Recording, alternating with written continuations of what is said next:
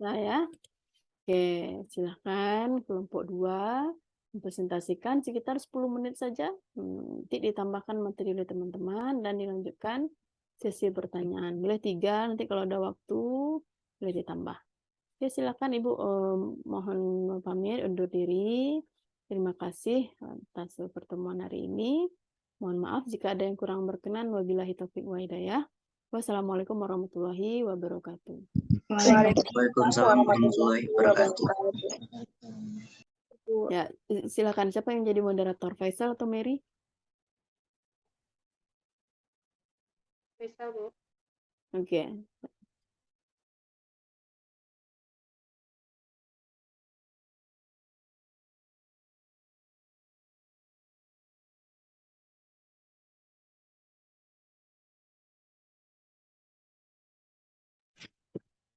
Terima kasih kita ucapkan kepada Ibu untuk pengarahan pada perkuliahan pagi ini.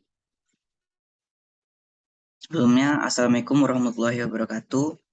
Perkenalkan, nama saya Faisal Ramadan dari kelompok 2 akan mempresentasikan landasan-landasan kurikulum.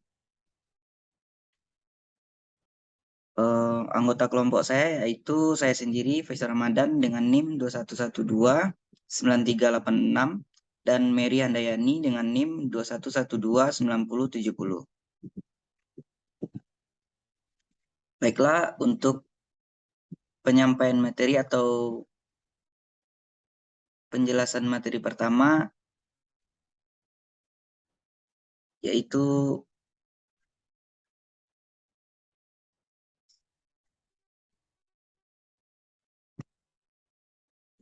pengertian landasan kurikulum. Kepada Mary, dipersilahkan. Baik, terima kasih sebelumnya moderator. Perkenalkan, nama saya Mary Handayani dengan NIM 21129070. Di sini saya akan menjelaskan mengenai pengertian landasan kurikulum. Sebelum kita membahas landasan,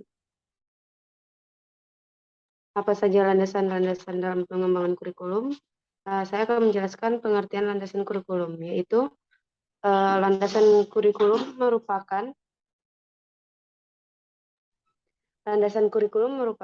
dasar untuk membuat suatu kurikulum, yang mana landasan ini berperan sangat penting, yang mana bisa diibaratkan sebagai pondasi yang kuat. Maka ketika diterpa angin yang kencang akan terjadi gempa. Rumah tersebut akan mudah roboh, begitu pula dengan kurikulum. Apabila tidak memiliki landasan yang kuat, maka kurikulum tersebut akan mudah terombang-ambing dan yang menjadi runtuh. Taruhannya adalah peserta didik yang dihasilkan oleh peserta didik itu sendiri. Agar kurikulum tersebut dapat berfungsi serta berperan sesuai dengan tuntutan pendidikan, maka tercantum dalam rumusan tujuan pendidikan nasional pada Undang-Undang nomor 20 tahun 2003, yang mana menurut Nana Syoidih Sukmadinata pada tahun 2005, dalam pengembangan kurikulum terdapat 4 landasan kurikulum, yaitu landasan filosofis, landasan psikologis, landasan sosial budaya, dan yang terakhir landasan ilmu pengetahuan dan teknologi.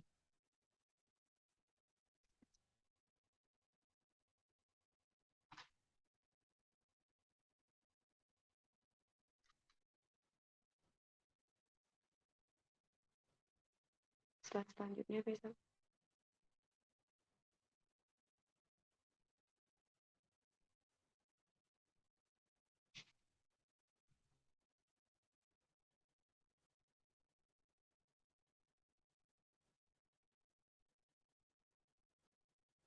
Yang pertama yaitu landasan filosofis. Landasan filosofis mengartikan bahwa pendidikan akan selalu berhubungan dengan subjeknya manusia atau manusia sebagai objek ataupun pengelola. Intinya dari pendidikan yaitu interaksi antar manusia yang di dalam interaksi tersebut haruslah terdapat tujuan dan sasaran yang ingin dicapai. seperti materi dan bahan ajar yang akan diterapkan. Lalu ditutup dengan kegiatan evaluasi agar tahu seberapa tingkat keberhasilan tercapainya proses dan hasil yang diinginkan. Yang diinginkan dalam merumuskan dan mengembangkan setiap aspek yang terkait dengan setiap dimensi kurikulum tersebut. Dan diperlukan jawaban atau pemikiran yang tajam dalam serta mendasar yang disebut pemikiran filosofis, menurut Sanjaya pada tahun 2008.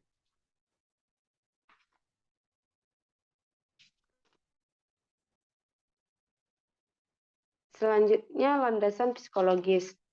Landasan psikologis adalah prinsip bahwa perkembangan individu dapat dipengaruhi oleh dua hal, yaitu lingkungan dan kematangan. Kurikulum sebagai alat untuk mencapai tujuan dalam pendidikan tentu saja berkaitan dengan proses perubahan yang terjadi pada peserta didik. Dengan adanya kurikulum yang diharapkan, perubahan yang terjadi pada peserta didik dapat membentuk kemampuan atau kompetensi aktual maupun potensial. Sekian materi yang saya sampaikan, kembalikan kepada moderator.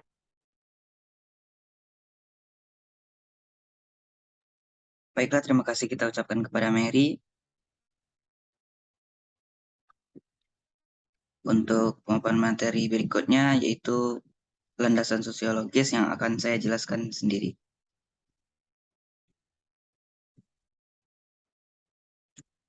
Landasan sosiologis kurikulum adalah asumsi-asumsi yang berasal dari sosiologi yang dijadikan titik tolak dalam pengembangan kurikulum.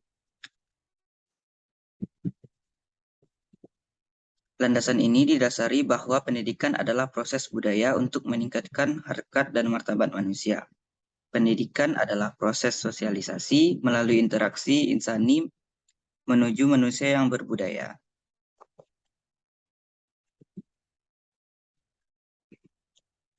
Dalam konteks inilah anak dididik dihadapkan dengan budaya manusia, dibina dan dikembangkan sesuai dengan nilai budaya serta dipupuk kemampuan dirinya menjadi manusia. Bahri tahun 2018.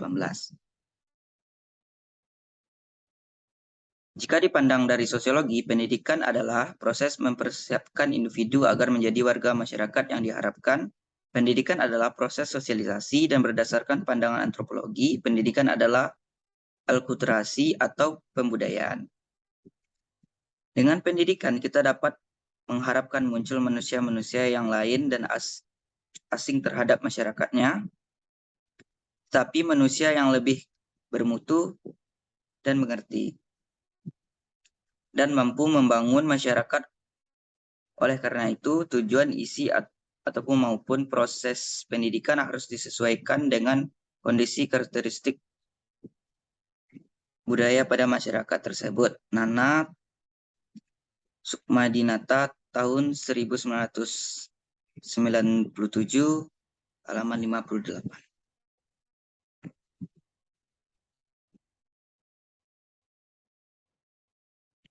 Landasan sosiologis yang menyangkut kekuatan-kekuatan sosial di masyarakat. Kekuatan-kekuatan itu berkembang dan selalu berubah-ubah sesuai dengan perkembangan zaman. Kekuatan itu dapat berupa kekuatan yang nyata maupun yang potensial, yang berpengaruh dalam perkembangan budaya seirama dengan dinamika masyarakat. Pertama, perkembangan peserta didik dan kurikulum. Faktor kebudayaan merupakan bagian yang penting dalam pengembangan kurikulum dengan pertimbangan individu lahir tak berbudaya, baik dalam hal kebiasaan, cita-cita, sikap, pengetahuan, keterampilan, dan lain-lain sebagainya. Kurikulum dalam suatu masyarakat pada dasarnya merupakan refleksi dari cara orang berpikir, berasa, bercita-cita, atau kebiasaan. Berikutnya, seluruh nilai yang telah disepakati masyarakat dapat pula disebut kebudayaan. Kebudayaan adalah hasil dari cipta, rasa, karsa manusia yang diwujudkan dalam 3 gejala, yaitu ide, konsep, gagasan, nilai, norma, pengaturan, dan lain-lainnya.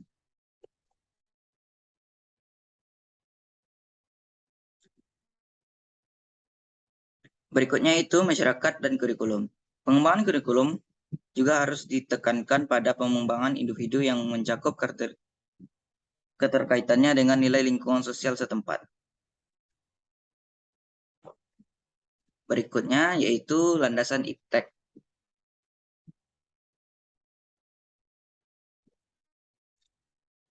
Landasan IPTEK yaitu landasan ilmu pengetahuan dan teknologi. Teknologi adalah aplikasi dari ilmu pengetahuan untuk memecahkan masalah-masalah praktis.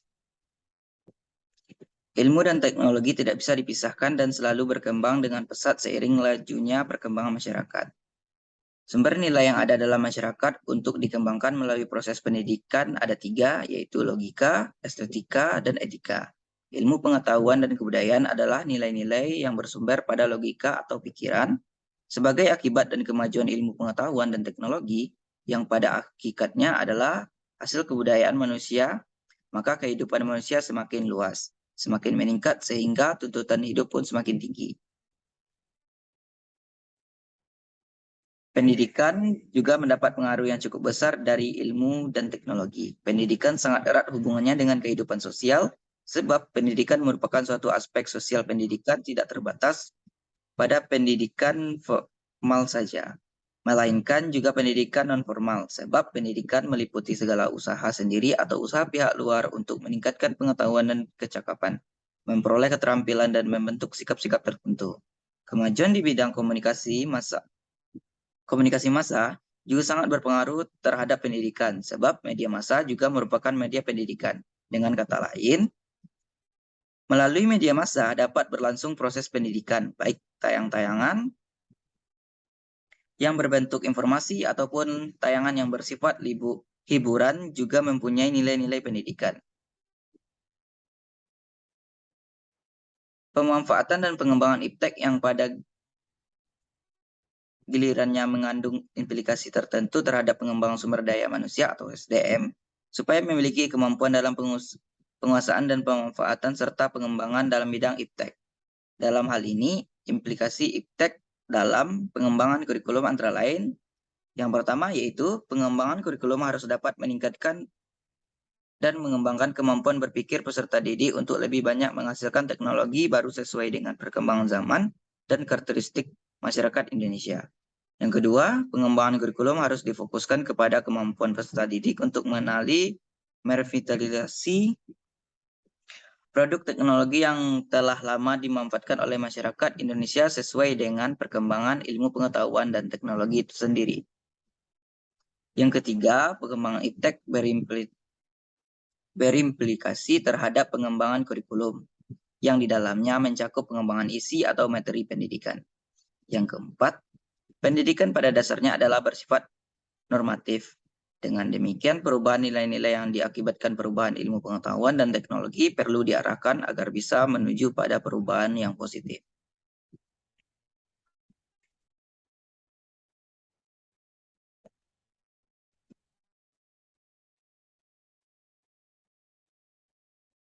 Mereka untuk kesimpulan, landasan kurikulum merupakan dasar untuk membuat suatu kurikulum. Landasan memiliki peranan yang sangat penting.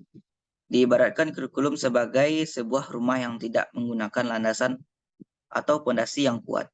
Maka ketika diterpa angin yang kencang atau terjadi gempa, rumah tersebut akan mudah roboh. Begitu pula dengan kurikulum. Apabila tidak memiliki landasan yang kuat, maka kurikulum tersebut akan mudah terombang-ambing. Dan yang menjadi taruhannya adalah peserta didik yang dihasilkan oleh pendidik itu sendiri.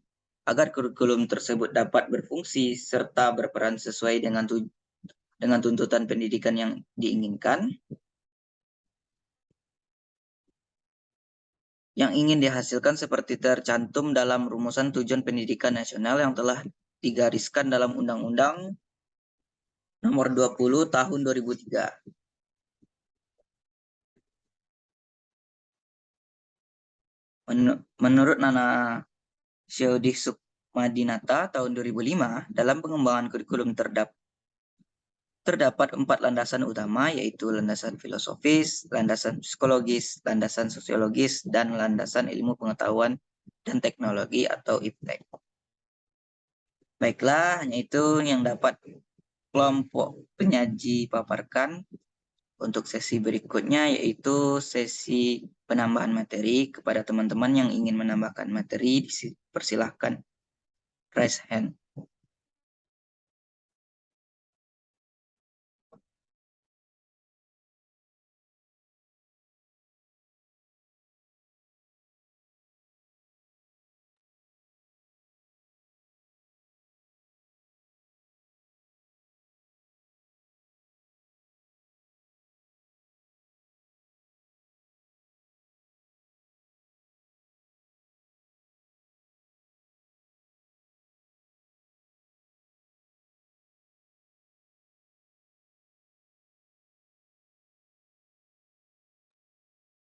Baiklah, kepada Rahmi Gustifal dipersilahkan.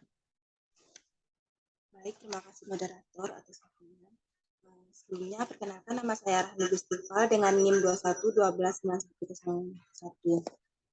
Selanjutnya saya izin menambahkan materi tentang seperti sudah dijelaskan oleh kelompok penyaji tadi, terdapat 4 landasan dalam pengembangan kurikulum, yaitu yang pertama landasan filosofis, yang kedua landasan sosiologi, dan yang ketiga landasan psikologis, dan yang terakhir landasan iptek atau ilmu pengetahuan dan teknologi. Nah, setiap pengembangan kurikulum selain berpijak pada sejumlah landasan, juga harus menerapkan atau menggunakan prinsip-prinsip tertentu. Dengan adanya prinsip tersebut, setiap pengembangan kurikulum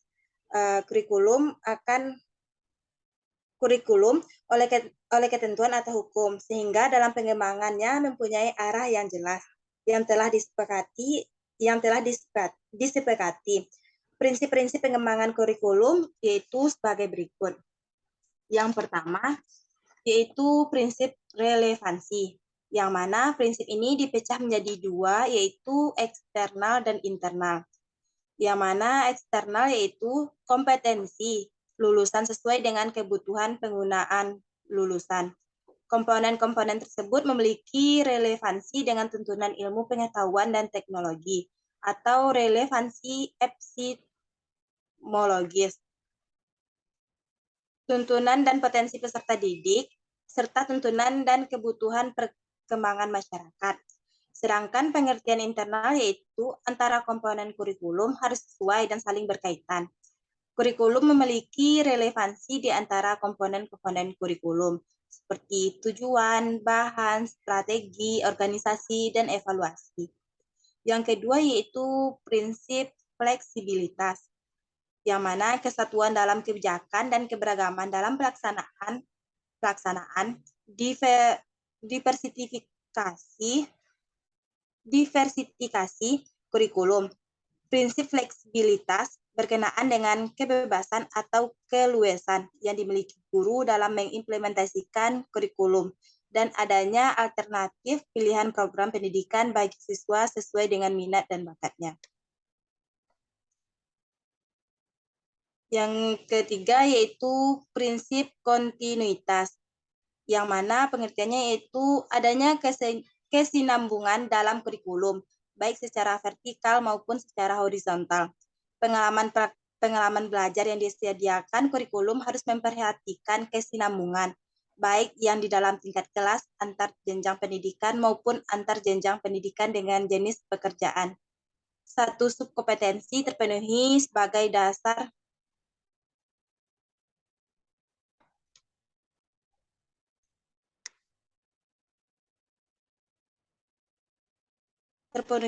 dasar menuju subkompetensi selanjutnya.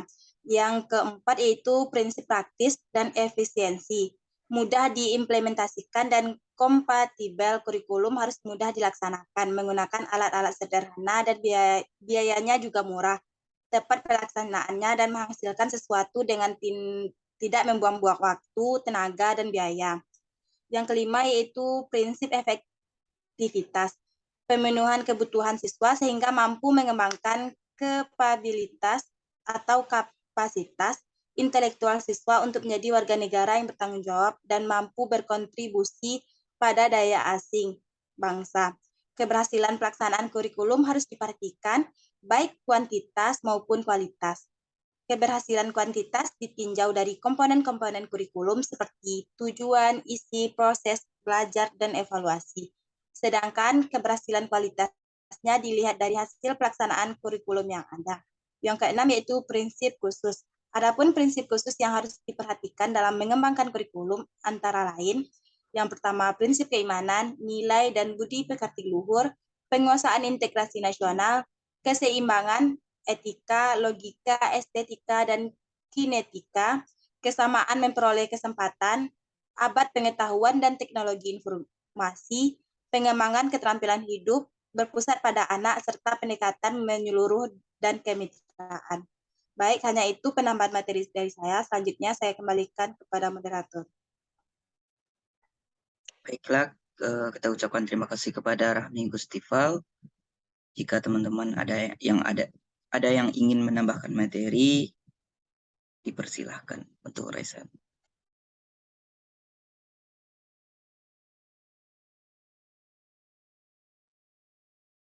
Kepada Aulia Ayu Cintami, dipersilahkan. Baik, sebelumnya terima kasih kepada kelompok peneliti. Sebelumnya perkenalkan saya Aulia Ayu Cintami dengan NIM 1129174 dari kelompok 1. Ini sedikit menambahkan materi terkait salah satu landasan yang ada dalam pengembangan kurikulum, yakni landasan sosiologis.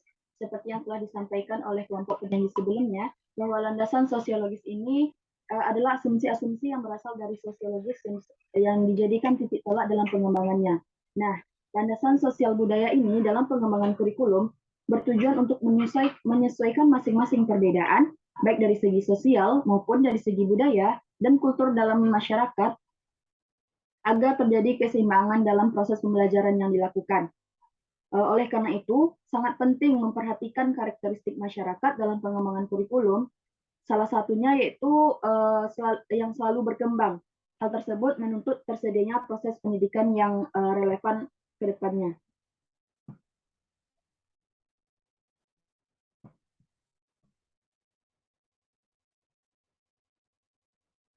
Selanjutnya yaitu dari segi kebudayaan, yang mana faktor kebudayaan merupakan bagian yang terpenting dalam pengembangan kurikulum dengan pertimbangan antara lain ada 3 pertimbangan. Yang pertama yaitu dengan adanya kurikulum dapat sebagai alat yang memberikan pengalaman kepada peserta didik yang sebelumnya tidak dimiliki oleh peserta didik tersebut.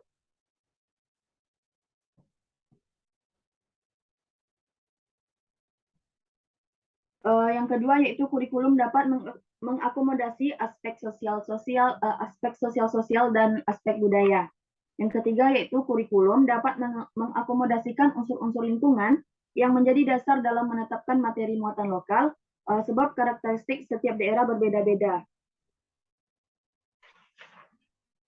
Adapun muatan lokal yang dimaksud yaitu program pendidikan yang isi dan media penyampaiannya dikaitkan dengan lingkungan alam, lingkungan sosial, dan lingkungan budaya, serta kebutuhan daerah yang ada di sekitar peserta didik. Contohnya seperti mata pelajaran keterampilan, kesenian, dan lain-lain sebagainya. Demikian tambahan materi dari saya kembalikan kepada moderator. Baik, terima kasih kita ucapkan kepada Aulia Ayu Cintami. Jika dari teman-teman ada yang ingin menambahkan materi, dipersilakan untuk raise hand.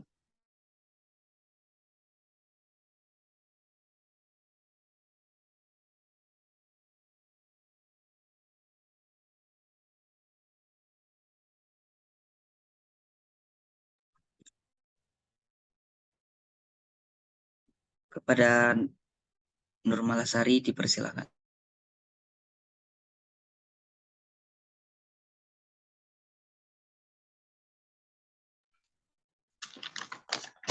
Baik, sebelumnya terima kasih kepada moderator yang telah memberikan kesempatan untuk menambahkan materi. Di sini saya sedikit menambahkan materi mengenai landasan psikologis. Psikologis adalah ilmu yang mempelajari tingkah laku manusia dalam hubungan dengan lingkungan, sedangkan kurikulum ialah upaya menentukan program pendidikan untuk merubah perilaku manusia. Maka dalam pengembangan kurikulum harus dilandasi oleh psikologi sebagai acuan dalam menentukan apa dan bagaimana perilaku peserta didik itu harus dikembangkan. Nah, melalui penerapan landasan psikologi ini, dalam pengembangan kurikulumnya, itu bertujuan agar upaya pendidikan yang dilakukan dapat menyesuaikan dengan hakikat peserta didik. baik dari penyesuaian segi proses, materi, atau bahan yang harus disampaikan, dan penyesuaian dari unsur-unsur upaya lainnya.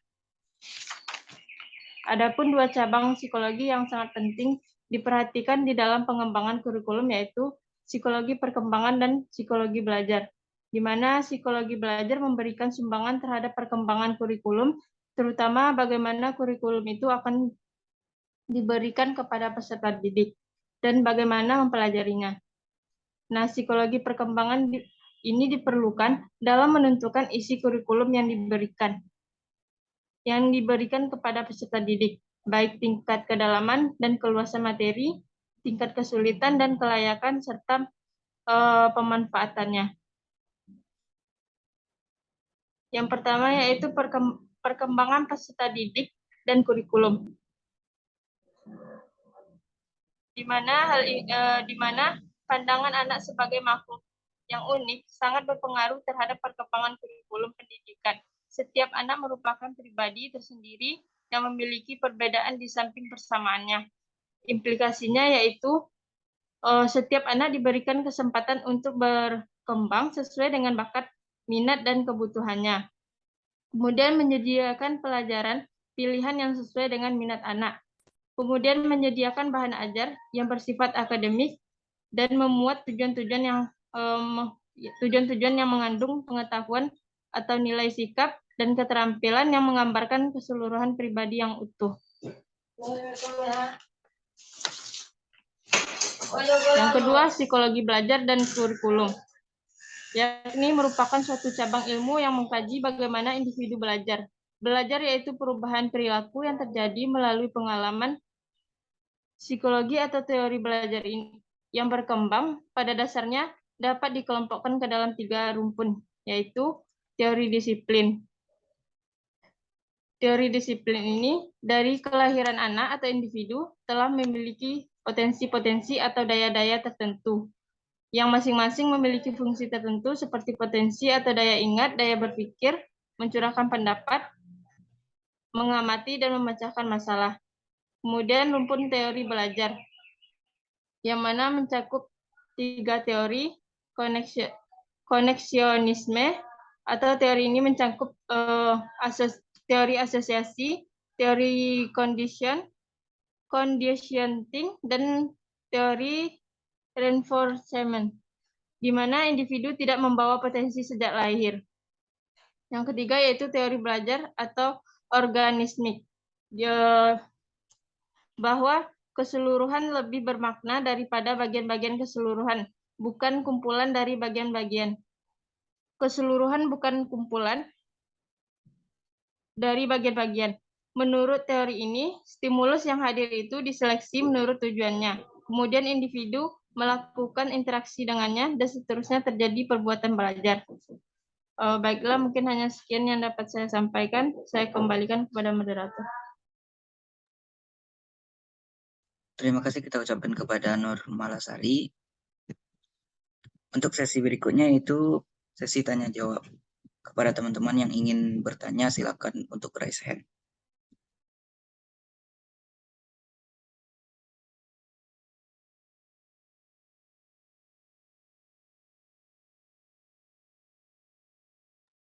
Baiklah, kepada Nadia Rahmadani, dipersilakan.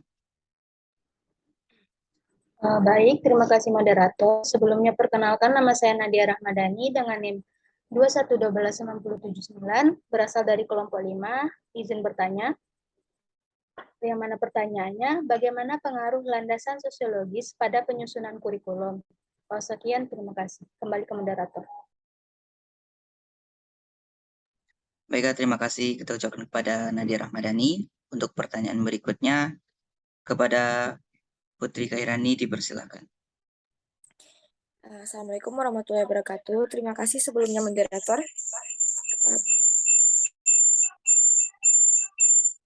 Perkenalkan, nama saya Putri Khairani dengan NIM 2112979 ingin bertanya, nah apa saja yang perlu diperhatikan dalam penerapan beberapa landasan yang telah dijelaskan oleh kelompok penyaji tersebut tadi. Sekian pertanyaan dari saya kepada moderator. Baiklah, terima kasih kami ucapkan kepada Putri Gairani. Untuk penanya berikutnya yaitu Rahmi Gustifal. Kepada Rahmi, dipersilahkan. Baik, terima kasih moderator. Perkenalkan, nama saya Rahmi Gustifal dengan nomor 2112 kepada kelompok pengaji. Yang mana pertanyaannya yaitu apa yang menyebabkan landasan filosofis jadi landasan penting dalam pengembangan kurikulum dan jelaskan bagaimana implikasi landasan filosofis dalam pengembangan kurikulum. Sekian pertanyaan dari saya ucapkan terima kasih.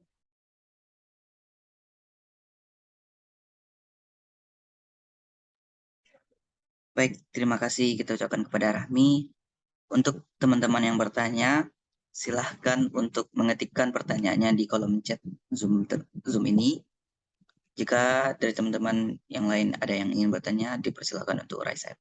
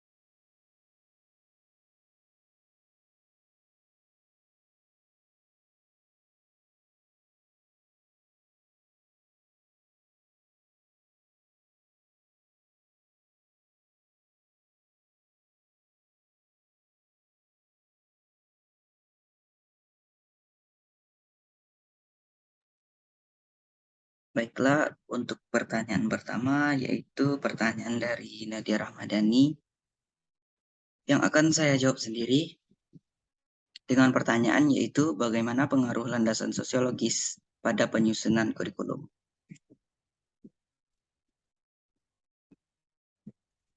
Pengaruh dari landasan sosiologis dalam pengembangan kurikulum atau penyusunan kurikulum adalah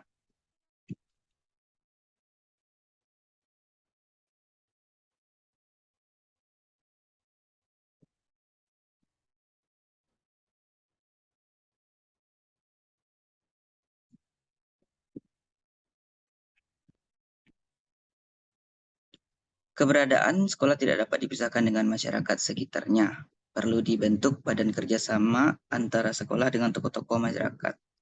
Proses sosialisasi anak perlu ditingkatkan, dinamika kelompok dimanfaatkan untuk belajar.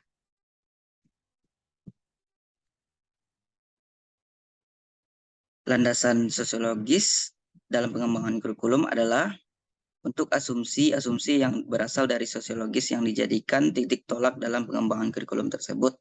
Landasan ini disadari bahwa pendidikan adalah proses budaya untuk meningkatkan harkat dan martabat manusia. Sekian jawaban dari saya. Saya kembalikan kepada Nadia Rahmadani. Kepada Nadia dipersilakan.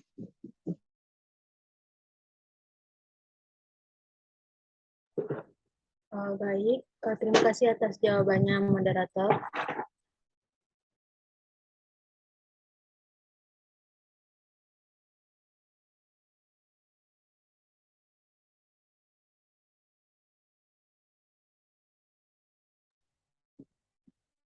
Baik, terima kasih Nadia Rahmadani. Jika ada dari teman-teman yang ingin menambahkan jawaban dari pertanyaan Nadia, dipersilakan untuk raise hand.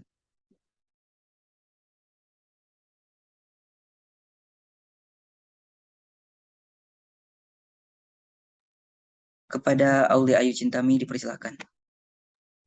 Baik, sebelumnya terima kasih kepada moderator. Perkenalkan saya Aulia Ayu Cintami dengan NIM 1129174 dari kelompok 1. Ingin memberikan sedikit tambahan jawaban atas pertanyaan Nadia Rahmadani, yakni bagaimana pengaruh landasan sosiologis dalam pengembangan kurikulum. Sebelumnya saya setuju dengan apa yang disampaikan oleh kelompok penyaji dan sedikit menambahkan seperti yang telah saya sampaikan pada penambahan materi sebelumnya, bahwa dalam sosiologis ini sosiologis itu berarti ilmu pengetahuan yang menyelidiki berbagai gejala sosial hubungan antara individu, antara golongan, antara lembaga sosial ataupun dengan masyarakat. Di dalam kehidupan kita tidak hidup sendiri, namun hidup bermasyarakat.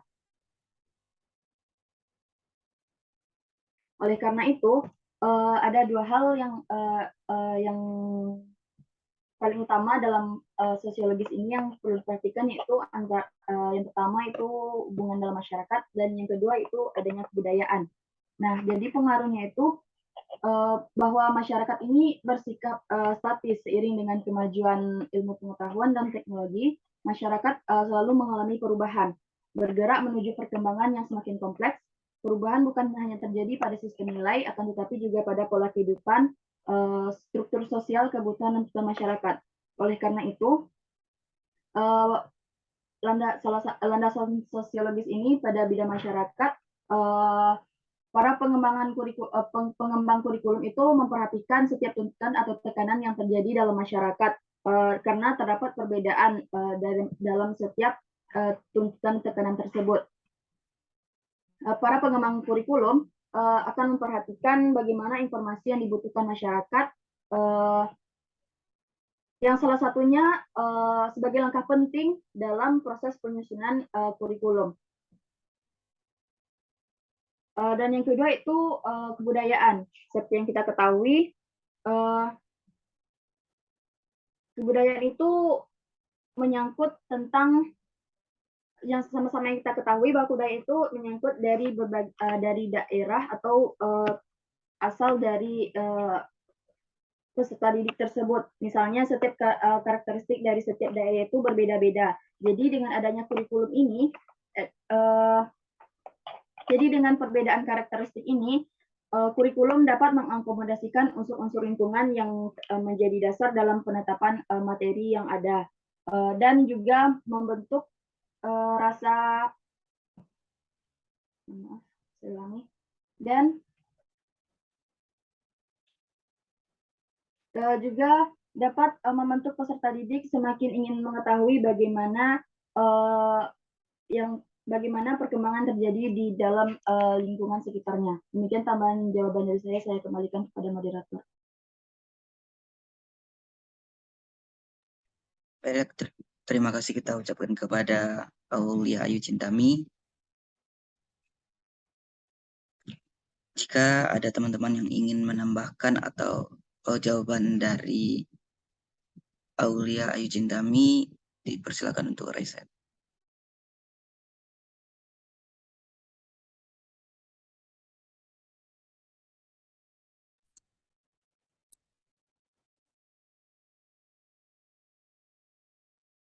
Kepada Putri Khairani dipersilakan.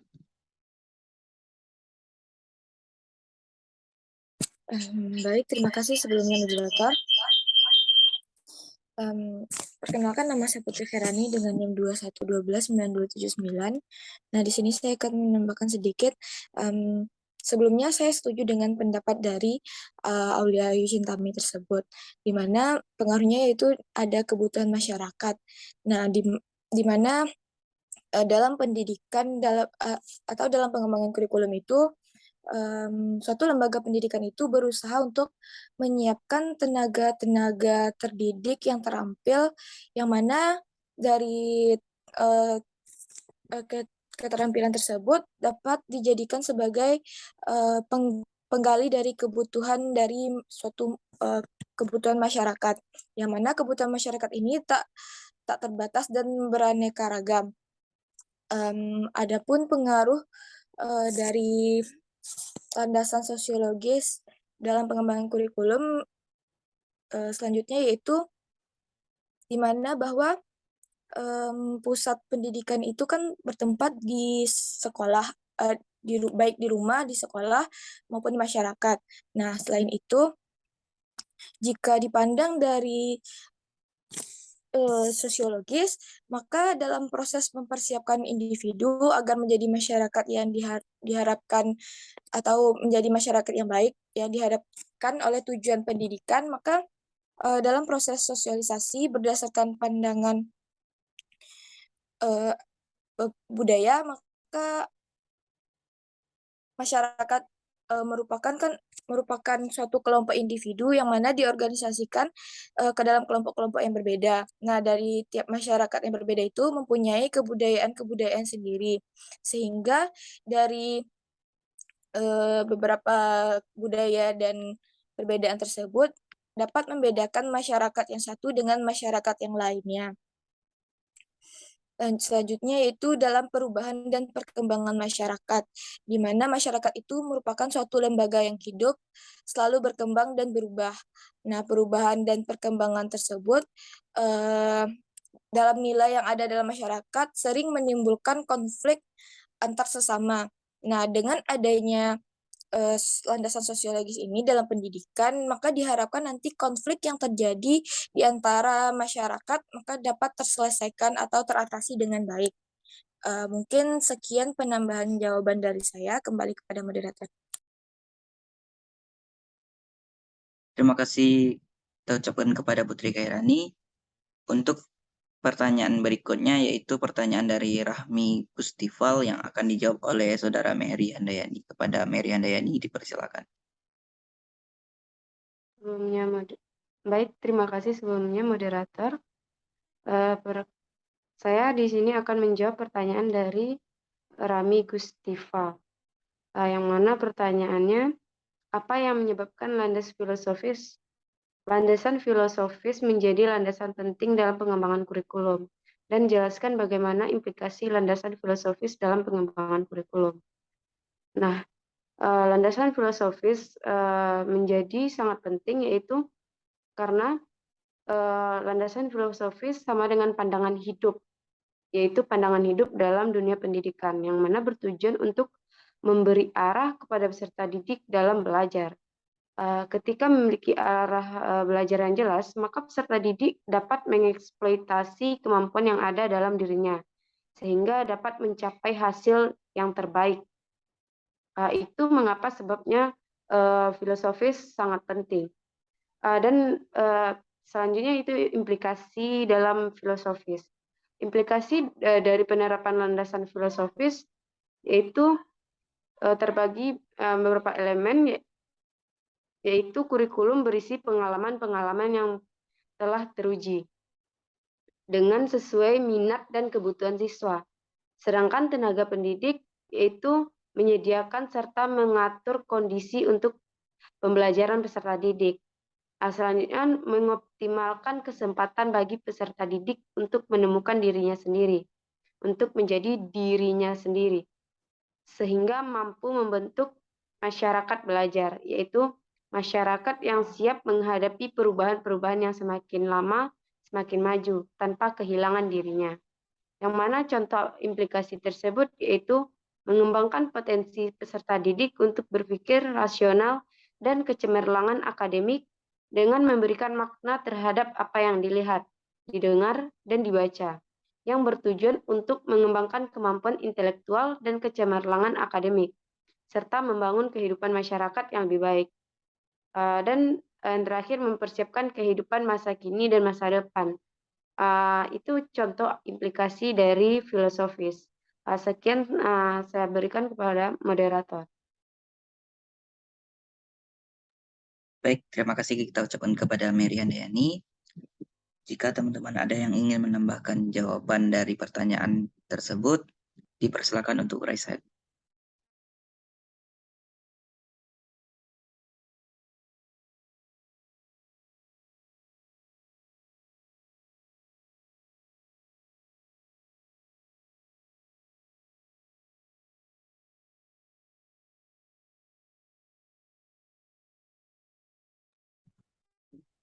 Kepada Windy Wulan Septiana, dipersilakan. Baik, terima kasih kepada moderator yang telah memberi kesempatan kepada saya untuk bertanya. Di sini saya menambah jawaban. Di sini saya ingin menambah jawaban atas pertanyaan Rami Gustifal, yang mana pertanyaannya apa yang menyebabkan landasan filosofis menjadi landasan penting dalam pengembangan kurikulum, dan jelaskan bagaimana implikasi landasan filosofis dalam pengembangan kurikulum. Untuk pertanyaan yang mengapa landasan filosofis menjadi penting dalam pengembangan kurikulum, yaitu landasan filosofis ini bertujuan untuk memberikan arah bagi peserta didik dalam belajar. Ketika memiliki arah belajar yang jelas, peserta didik dapat mengeksploitasi kemampuan yang ada dalam dirinya sehingga dapat baiknya. Sedangkan implikasi landasan filosofis dan pengembangan kurikulum, di penerapan landasan filosofis bagi elemen itu, kurikulum berisi pengalaman yang telah teruji yang sesuai dengan minat bakat kebutuhan siswa. Sedangkan tenaga pendidik akan membelajarkan peserta didik, mengoptimalkan kesempatan bagi peserta didik untuk menemukan dirinya sendiri, untuk menjadi dirinya sendiri, sehingga mampu membentuk masyarakat belajar, yaitu masyarakat yang siap menghadapi kehilangan dirinya. Baiklah, hanya itu yang dapat saya tambahkan. Saya kembali. Baik, terima kasih kita ucapkan kepada Windy Wulan Septiana. Untuk teman-teman yang ingin menambahkan materi atas jawaban tersebut, dipersilakan.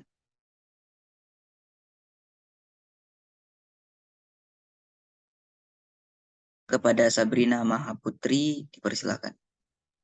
Terima kasih atas kesempatannya moderator. Perkenalkan, saya Sabrina Mahaputri.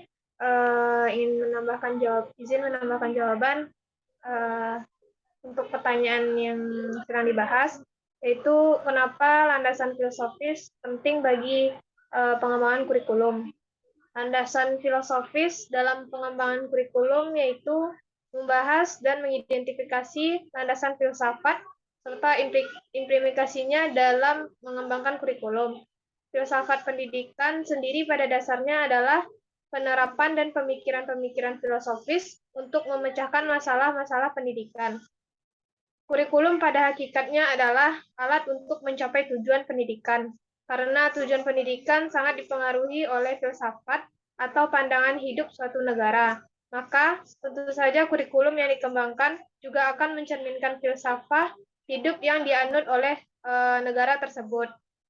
Dan implikasinya menurut McClure dalam Wijaya, terdapat 6 acuan dimensi pendekatan nasional dalam perkembangan kurikulum di suatu negara atau landasan filosofisnya, yaitu yang pertama, kerangka acuan yang jelas tentang tujuan nasional dihubungkan dengan program pendidikan.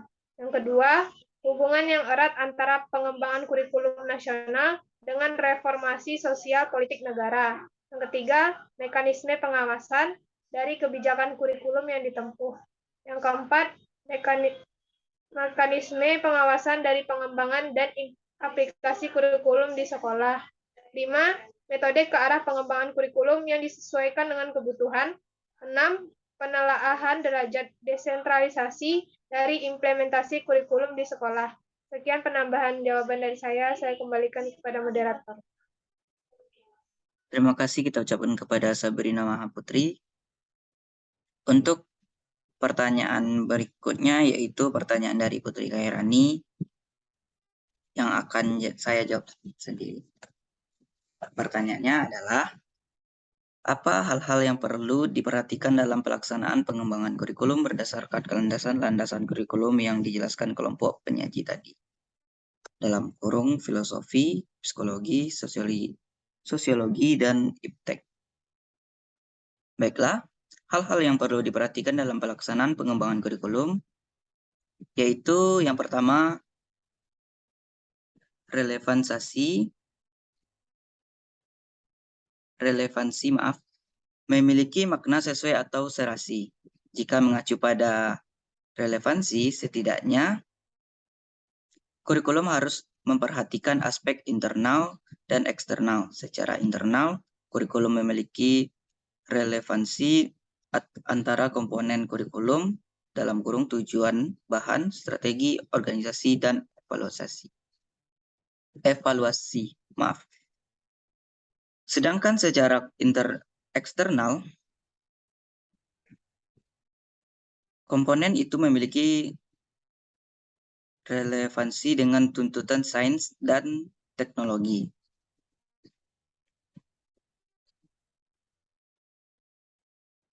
Tuntutan dan potensi siswa atau relevansi psikologis, serta tuntutan dan kebutuhan pengembangan masyarakat atau relevansi sosiologis.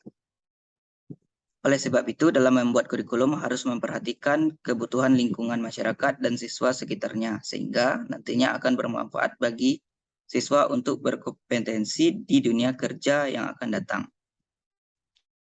Kedua, yaitu fleksibilitas. Pengembangan kurikulum berupaya agar hasilnya fleksibel dalam implementasinya, memungkinkan penyesuaian berdasarkan situasi dan kondisi, tempat dan waktu yang selalu berkembang, serta kemampuan dan latar belakang siswa. Peran kurikulum di sini sangat penting terhadap perkembangan siswa. Untuk itu, prinsip fleksibel ini harus benar-benar diperhatikan dalam penunjang untuk peningkatan mutu pendidikan. Berikutnya yaitu kontinuitas, yakni adanya keseimbangan dalam kurikulum, kesinambungan dalam kurikulum, baik secara vertikal maupun secara horizontal. Pengalaman belajar yang disediakan kurikulum harus memperhatikan kesinambungan baik yang di dalam tingkat kelas, antar jenjang pendidikan maupun antar jenjang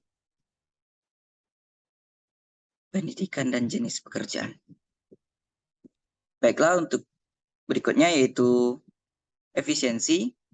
Peran kurikulum dalam ranah pendidikan adalah sangat penting dan bahkan vital dalam proses pembelajaran. Ia mencakup segala hal dalam perencanaan pelajaran agar lebih optimal dan efektif.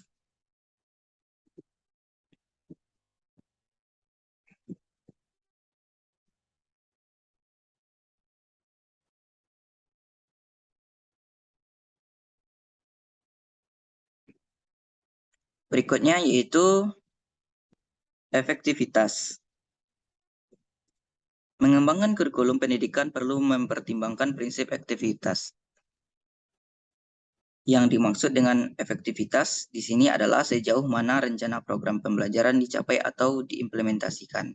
Dalam prinsip ini, ada dua aspek yang perlu diperhatikan, yaitu efektivitas mengajar guru dan efektivitas belajar siswa. Dalam aspek mengajar guru, jika masih kurang efektif dalam mengajar bahan ajar atau program, maka itu menjadi bahan dalam mengembangkan kurikulum di masa depan, yakni dengan mengadakan pelatihan, workshop, dan lain-lainnya. Sedangkan pada aspek efektivitas belajar siswa, perlu dikembangkan kurikulum yang terkait dengan metodologi pembelajaran sehingga apa yang sudah direncanakan dapat tercapai dengan metode yang relevan dengan materi atau materi pembelajaran.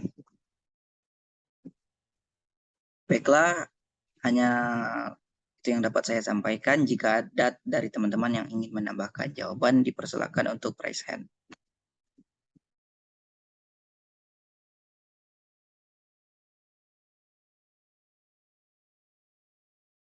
Kepada Aulia Ayu Cintami, dipersilakan.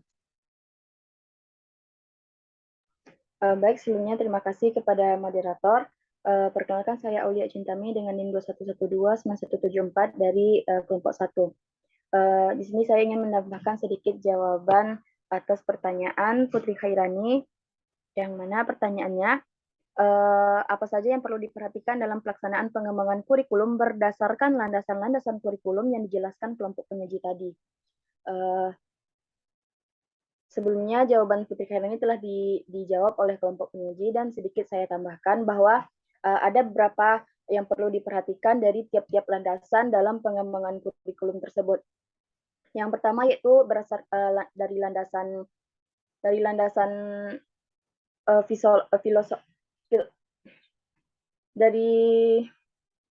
filosofi, ada beberapa hal yang perlu diperhatikan, yaitu terkait sasaran tujuan, sasaran pendidikan. Yang berarti di sini apa tujuan pendidikan itu sebenarnya dalam yang diimplementasikan dalam kurikulum. Yang kedua yaitu bagaimana proses pendidikannya, bagaimana strategi yang dapat diterapkan dalam proses pendidikan. Yang ketiga yaitu antara pendidik dengan siswa. Siapa, seperti yang disampaikan oleh Ibu tadi, siapa peserta didik dan siapa yang mendidik. Yang kedua yaitu landasan psikologis, yakni yang perlu diperhatikan di sini tentang perilaku atau interaksi anak dengan lingkungannya. Yakni perilaku tersebut bisa seperti perilaku kognitif anak, perilaku afektif, dan psikomotor anak. Yang ketiga yaitu landasan sosial budaya, yang mana landasan sosial budaya ini menyangkut bagaimana anak dengan lingkungannya, seperti yang perlu diperhatikan yaitu dalam pengembangan kurikulum, bagaimana anak tersebut dapat mengetahui dan mempelajari bagaimana ia terjun dalam kehidupan bermasyarakat, yakni dalam pengembangan kurikulum ini ia akan dibekali dengan pengetahuan dan nilai-nilai kehidupan. Dan yang ketiga dan yang keempat itu dalam ilmu pengetahuan teknologi, ada beberapa hal yang perlu diperhatikan. Yang pertama yaitu kebutuhan teknologi iptek tersebut terhadap kebutuhan masyarakat. Yang kedua, bagaimana iptek tersebut dalam kebutuhan dari industri. Yang ketiga yaitu penyesuaian dengan teknologi yang sedang berkembang dan ada pada saat itu juga. Dan yang keempat yaitu menyesuaikan dengan perubahan pola hidup dalam sistem Dan yang keempat yaitu menyesuaikan dengan perubahan pola hidup yang ada dalam perkembangan tersebut. Demikian tambahan jawaban di saya kembalikan kepada moderator.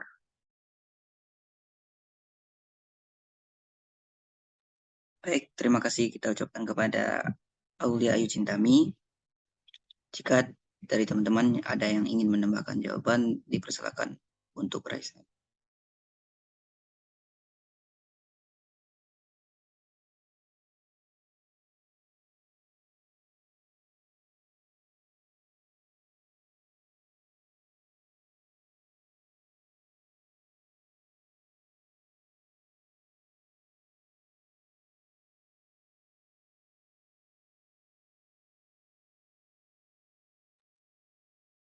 Baiklah, dengan berakhirnya sesi tanya jawab ini, maka untuk pertemuan kali ini telah selesai melaksanakan diskusi dari kelompok penyaji, itu kelompok kedua. Jika ada kata-kata dari saya ataupun teman sekelompok saya, yaitu Merian Dayani, yang tidak sesuai pada tempatnya, kami mohon maaf. Diskusi kami tutup dengan mengucapkan alhamdulillahirrabbilalamin. Baiklah, diskusi telah berakhir. Assalamualaikum warahmatullahi wabarakatuh. Waalaikumsalam Waalaikumsalam warahmatullahi wabarakatuh. Kita screenshot dulu, Faisal.